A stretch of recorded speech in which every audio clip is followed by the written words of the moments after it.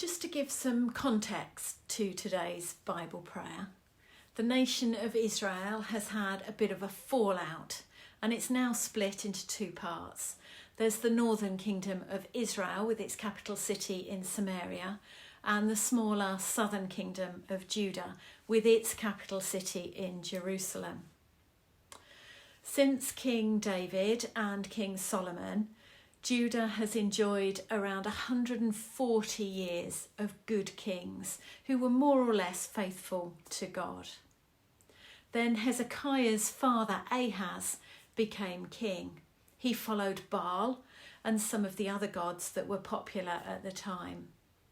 He probably thought that because he saw other nations growing strong, that if he followed their gods, then Judah would grow strong too.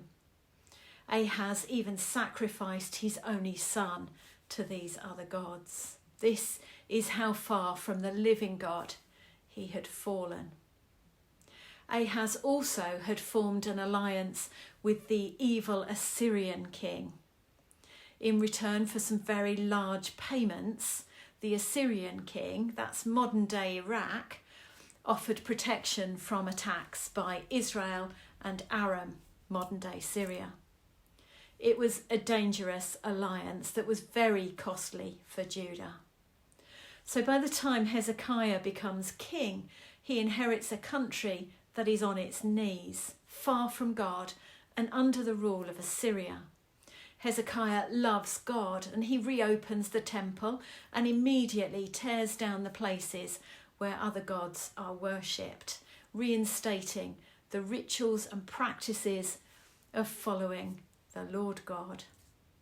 It takes some years, but Hezekiah stands against the king of Syria and releases Judah from the alliance that his father had negotiated.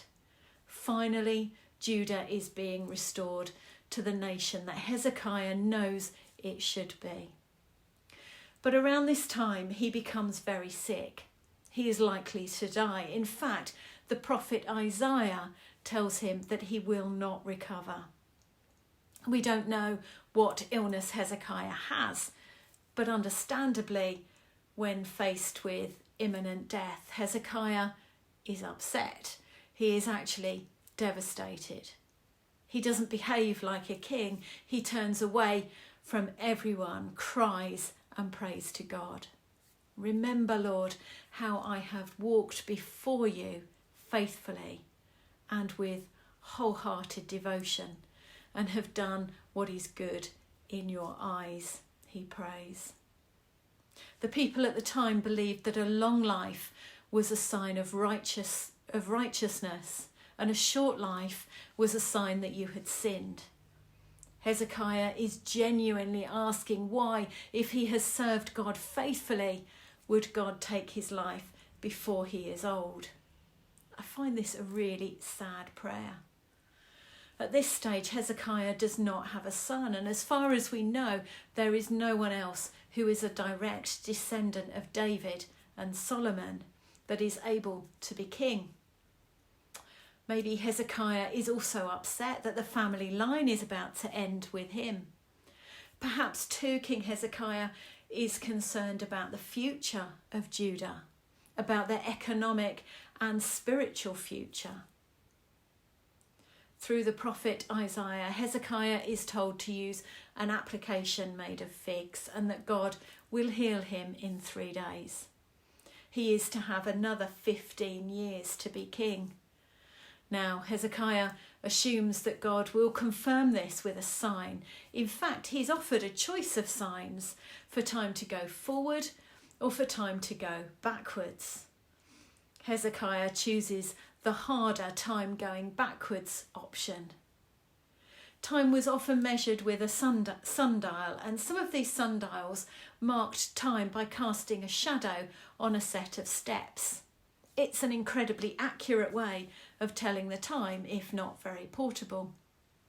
In fact, if you look up on the internet, Jantar Mantar, you can see images of this type of sundial in India. As the sun travels across the sky, a shadow travels down the steps.